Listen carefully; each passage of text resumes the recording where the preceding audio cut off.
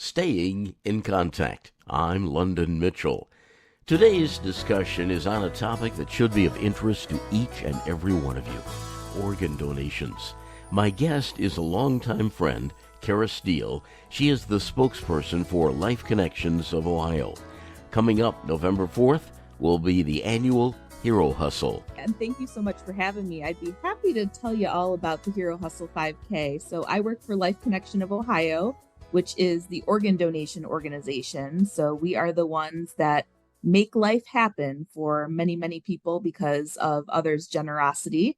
And we partner with Solvita, which is formerly Community Tissue Services, who handles the tissue and cornea part of organ, eye, and tissue donation. And together, we put on the Hero Hustle 5K, which is just a huge celebration of the gift of life. So it's coming up Saturday, November 4th at Dana World headquarters in Maumee. We've got lots of fun for the family fun run, a kids run. We have canine hero kits for your furry friends.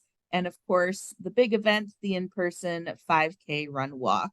And like I said, it's not really a fundraiser for us. It's an awareness event. It's all about, spreading the incredible message that is organ, eye, and tissue donation, and the fact that one person has the power to save up to 8 lives through organ donation and could enhance the lives of 125 more through tissue donation. So quite a legacy that can be left. You say this is an awareness event, really, and it's to call attention to the importance of tissue and organ donations. I'm reading some of the literature that you sent me, Kara. Every 10 minutes, another person is added to the national transplant waiting list every 10 minutes. And we already have about 3,000 Ohioans on that waiting list.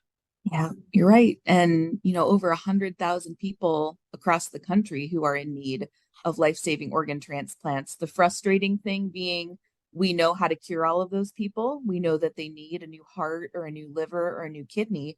But unfortunately, there are not enough organ transplants available for all of those people. So about 20 of them will die today. 20 of them will die tomorrow. 20 of them die every day because of that organ shortage. So it really is a gift of life. It truly is a gift of life. And I know that you know that I have a very personal tie to this cause and have witnessed firsthand what the gift of life really means with my dad, who way back when was diagnosed with hepatitis C and was at the point where the only treatment option, the only option for him to survive was to receive a liver transplant. And things were pretty bad. I remember, he became too sick to wait at home. So he essentially moved into the Cleveland Clinic. Very soon after moving in there, he could no longer walk. I remember every weekend, I was a freshman in high school when this was all going on. Every weekend I would visit him at the Cleveland Clinic and I would literally just watch him slowly die. I mean, every weekend he would be worse than the weekend before. And fortunately, he was lucky enough to receive the gift of life, and his liver transplant allowed him to have 20 more years, which is pretty amazing and something that I'm forever grateful for. And that I always say I blame my father for my career in the best possible way. And that's why I want to do everything that I can to try to give back for that gift that he received, for that time that we received as a family. Again, just something I can never even put into words. Just very grateful that he received that there was an incredible donor hero who said, this is what I would like to do if I pass away. Their family supported that decision, and that meant life for 20 more years. And of course, Kara Steele, you're talking about your dad, longtime radio companion, Harvey J. Steele. And yeah, I remember how scary it was walking up and down the halls of the radio station to see him literally turning yellow before our eyes, and how we all were on pins and needles hoping he would get that transplant. And what a marvelous 20 years he had after that, because he was so ingrained into the community. And we all loved Harvey. We all miss him. So your efforts on behalf of organ donations really are a great tribute to a longtime like I said, radio companion, but also a longtime friend. Tell Yes. me, uh, tell me, Kara, how somebody can become a organ donor. The impact that can be left is so great that it seems almost like it's so easy to register. You would almost think it would be more complicated, but all that you have to do to say, this is something that I would like to do is to say yes when you are asked the question. When you receive or renew your driver's license, they will ask if you would like to be an organ, eye, and tissue donor. And all you have to do is say yes. And if you don't want to wait until the next time you renew your license at the BMV, you can actually go onto our website, which is lifeconnection.org. And right there at the top right, you can click the register to save lives button, and that will take about 1 minute to fill out your information and could again mean the potential to save up to 8 lives through organ donation and 125 more through tissue donation. So either online or at the BMV. And then we always encourage people to share their wishes with their families as well. That's something, one of the things with Life Connection, we have our clinical coordinators who make the whole process of donation happen. And when they approach these families during such a tragic time, because obviously they did not expect to lose their loved one, they have said, if the family has had that discussion with that person and they know what their wishes are, it makes a really tragic situation as easy as it can be. Obviously, it's not easy, but they know that this is what their loved one wanted, and they're going to be sure that they carry out their wishes. And the comfort that these families have knowing their loved one is able to live on and give that gift of life. Many of them say, this is what gets me out of bed in the morning. This is what gets me through my grief journey, knowing that, something positive came out of something so tragic. So important that discussion you have with your loved ones, but it seems to me it could be a very difficult discussion to start.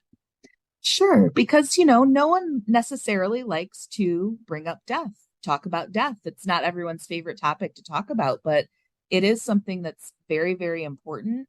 And everyone does have the potential to save lives, or at least to say, yes, if I'm in this position and I pass away and my organs or tissues are healthy enough to, give other people a second chance at life, this is what I want to do. So even if you're hearing this interview and you want to say, hey, I, heard this person talk about organ donation, and maybe it's something that you haven't ever talked about with your family, and just use this as kind of that bridge and be like, what do you think about that? Like, this is what I learned hearing her talk about it. And, sounds like it's a pretty simple thing and something that, I may or may not want to decide to do and want to talk to you about it. So, my wishes. This is my favorite question to ask you every time we sit down and chat about the myths that surround organ donations, especially that one that says, uh, "Wow, I'm in the hospital. Doctors are not going to do every last thing they can to save my life because they know I'm an organ donor and they want my organs." That is the one that has been around for so long. I have been here at Life Connection for almost 17 years, which is pretty hard to believe. And I will say, in my 17 years, that is the one that people that have the most questions and the most fear around. So to kind of put any minds at ease who may be in that boat, here's what really happens. So if someone is in an accident, something happens to them, they're in the hospital, every doctor, every nurse, everyone in that hospital is only concerned with one thing, and that is saving that person's life. They do not know if they're a registered organ donor. They do not care. They're not looking for their driver's license to check their organ donor status. Again, any life saving measure that can be done will be done for that person. And if unfortunately everything has been done and that person does pass away, that's when Life Connection of Ohio or another organ procurement organization will get involved. So we exist separate from the hospital for many reasons, that being one of them. Again, because any of that life-saving care for that particular person needs to be done before we even enter the picture.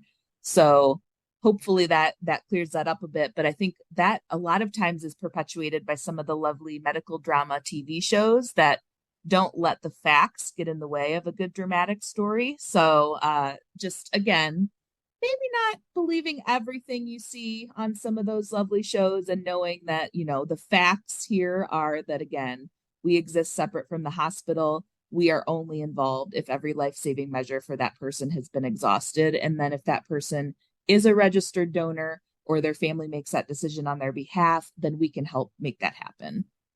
Another of the myths surrounding organ donations that we've talked about concerns religion, that some Mhm. religions don't allow organ transplants.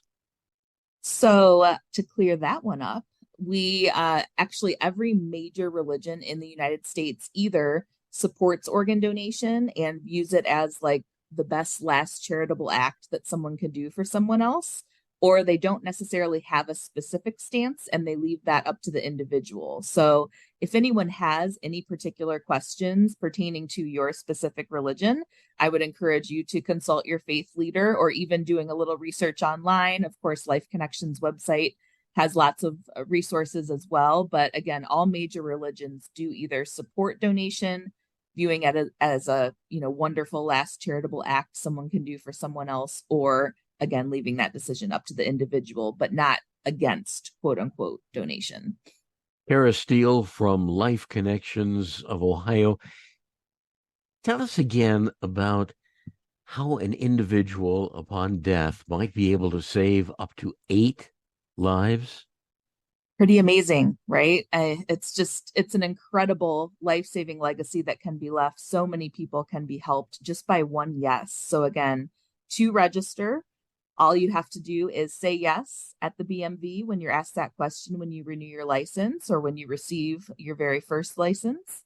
Or you can hop on lifeconnection.org. You can register right online, takes about a minute, and up to 8 lives through organ donation, many organs that can be donated and given to grateful recipients who, we talked about the staggering numbers, over 100,000 people waiting for life-saving transplants in the US, about 3,000 of them living in our state of Ohio. So a huge, huge need out there. And then many people in need of tissue transplants as well. Up to 125 people could be helped just by one person saying yes. Pretty incredible. It really is. Again, the Hero Hustle coming up on November 4th, Yes. and that's going to be at the Dana World headquarters in Maumee. A Yes. new location for you? Actually, last year, yes, was our first switch up of that location and went so well. Everyone was like, the people who've been there for many years, they said, "Are you having it here again next year?" And I said, "Well, do you think we should?" "Yes, we do." So it was a nice little switch up and really grateful to the folks at Dana for supporting us and allowing us to have that amazing event there again, celebrating the gift of life. Pretty incredible to see people who, for example, double lung recipients who pre-transplant were bedridden, literally couldn't walk or do anything, and now they're running and walking this 5K, all because someone said yes to giving them the gift of life. And when we talk about organ transplants, one final question for you. It's not the recipient is not the one with the most money, is not the one uh, who necessarily may have been on the waiting list the longest, but the one most deserving and the person most likely to survive. Right. So I'm glad you brought that one up because a lot of people have questions about how that waiting list works. There's so many people. How do they pick the matches?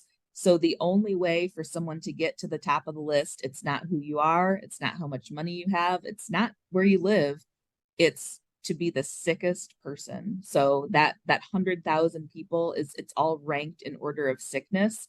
So when my dad was to the point where things were really, really dire. And thankfully, he did receive his life saving transplant. Doctors said he probably would have survived no more than 1 week if he didn't receive that gift of life. So he certainly was at the top of the list at the time that he was lucky enough to receive. So, yep, like you said, doesn't matter. None of the factors matter other than how sick that person is. And then, of course, there are some medical factors and things that need to match in the donor and in the recipient in order for that person to, receive that organ and live a long, happy, healthy, active life. I want to thank my guest, Kara Steele from Life Connections. To register for the Hero Hustle, log on to davesraces.com. I'm London Mitchell, inviting you to join us again next week, staying in contact.